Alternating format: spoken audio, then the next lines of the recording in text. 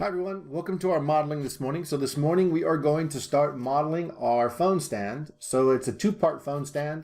We have the back piece and we have the leg piece. To do this morning, we're going to need a few things on hand. First thing, you need your measure drawing of your phone. So get that handy. I have mine. We're going to need numbers from that today. Also, make sure your phone is handy with its case. Notice I didn't use a case, but that's only because I never use a case. I don't own a case. So if you use a case, make sure you do your measurements with the case on, because that's how you're going to use your phone in the stand. So make sure you have that handy. I'm also have a ruler just in case I need to take some more measurements. I'm like, oh, I forgot something. I need to do that. And I think that is all you need. And obviously a computer with Fusion 360. So let's get started. We're going to hit the save button. Let's go ahead and save this right away so we don't lose anything later on in case something crashes. So phone stand is the name of our file. And I'm going to click on this little down arrow here and create a new project. So I'm going to come down here and click new project. And I'm going to call this phone stand as well. I'm going to hit save. That's going to save my new project. And now I'm going to click on phone stand, and notice now I can see that my phone stand file will go into my project called phone stand. That way, if I have more than one file, they can all stay inside this one project name. All right, I'm going to hit save here. It's going to save my file right where it's supposed to be, and we're ready to get rolling. So first thing I notice is that when I go to do this, my phone stand is tipped back. And the angle of tip here is about 20 degrees. So 20 degrees from vertical. That's vertical. It tips back about 20 degrees. That's a really nice viewing angle. If you think you might want more tip, you can always add some more tip. If you want a little less tip, you can not add as much as I do. You'll see where to do that at. But I'm going to add about 20 degrees. All right, to do that, you notice if I just try to, so the first idea is that we're going to make the back first. So we're going to draw a rectangle that's the size of the rectangle we want. But if we do it, check this out. If we do it right now, we would draw it on the front face, but it would be drawn and created vertical. We want it to have a 20-degree tip. So here's how we get that tip. So I'm going to escape out of the sketch. I'm going to come up here to construction plane, and I'm going to choose plane at an angle. So I'm going to click on that. First thing it's going to ask us is, hey, what line do you want to have your plane tip across, like rotate on? Because what we're going to do is we're going to start with a plane, then we're going to rotate it. So if you imagine that there's like a wall here, right? We want that wall to tip over. Well, we need to tell Fusion what the line is that's going to tip on. See how it rotates on that line? Or we can rotate it on this line. And it's just a little bit different. So we've got to tell it which line. So I want to have my front face. So I want this to be where I'm going to draw, except just tip backwards 20 degrees. So I'm going to say tip it along this line. And notice it gave me one, and it just guessed, right? Just guess what you want to do. It guessed that I wanted it flat on the bottom. I don't want that. So I'm going to rotate it up. And notice so we can see it a little bit, I'm going to turn it sideways. Notice as we rotate up, that right there is fully vertical, right?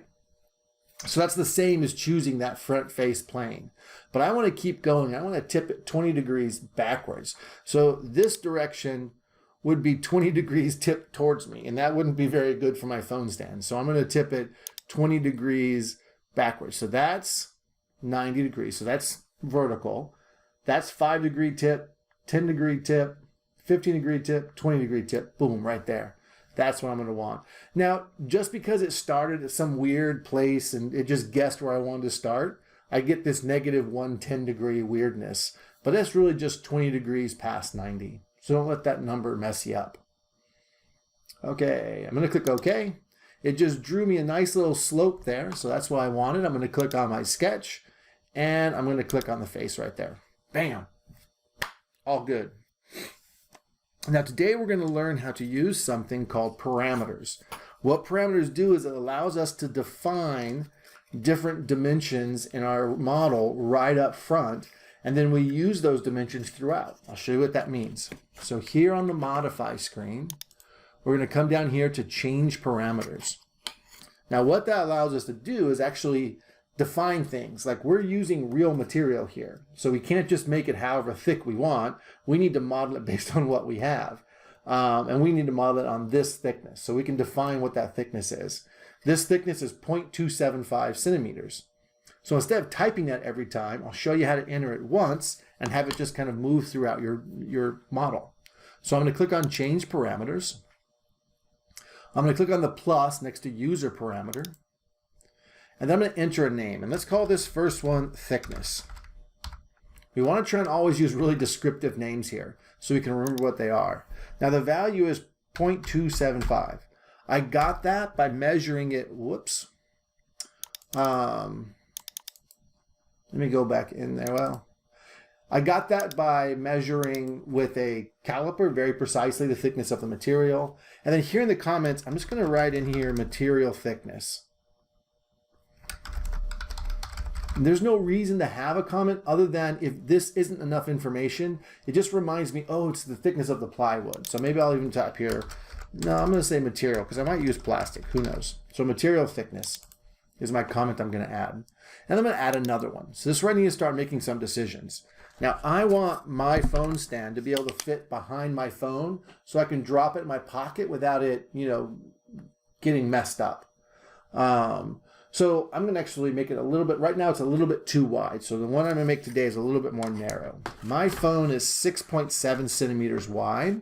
So let's call this is our back piece. This is our leg piece. So let's call this back width. So it's the width of our back. And if you think maybe you'll forget what that means, you can come down here and just in the comment, just say the width of the back.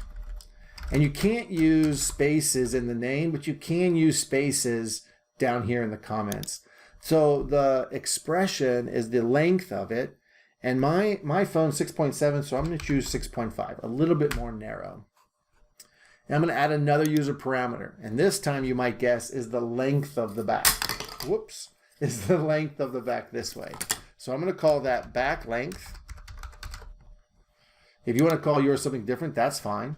My phone is 13.8 centimeters long, so I'm going to take this down to 13.5, just below my phone. And then I'm going to just type in here the length of the back. Again, if you don't need that, you don't need to add the comments. They're just to help you remember what they are. So for right now, I think that's all the parameters we need. If we find we need another parameter, we can always come back here and add it in later. Okay, so I'm going to click OK, and that'll get us started. So let's model the back. So what we're going to do is sketch a rectangle to start with. That's the proper length and width. And watch how easy this becomes. So I'm going to click on the rectangle tool. I'm going to click on the origin because I always love starting on the origin. And I'm going to type here. So instead of typing in the 13.5 for the length, I'm going to type in back.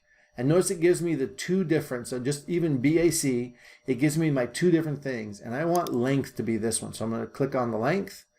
And then I'm going to come down here. I'm going to push tab to get to the other one. I'm going to type in back, and I'm going to do width.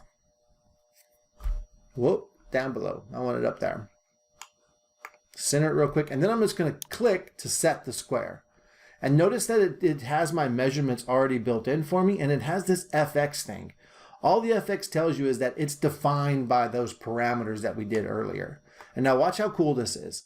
If sometime in the future I decide, oh, you know what, I really don't want the stand to be quite this long. I want it to be longer or shorter or something.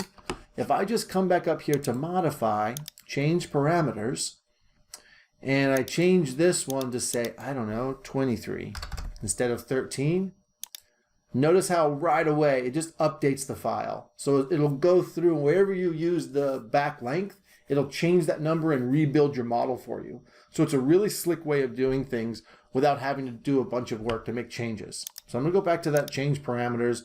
I'm going to modify mine back to 13 because I really do want it to be that. All right. Click OK. And now I'm back to where I'm supposed to be, zooming in and centering everything ready to go. Hey, so at this point, we're ready to extrude. Let's do it. So we're going to extrude, and instead of typing in a number, remember it was like a 0.275, but we already defined that as thickness, so we want to use the word. So I just type in TH, I see the thickness, I hit enter and enter.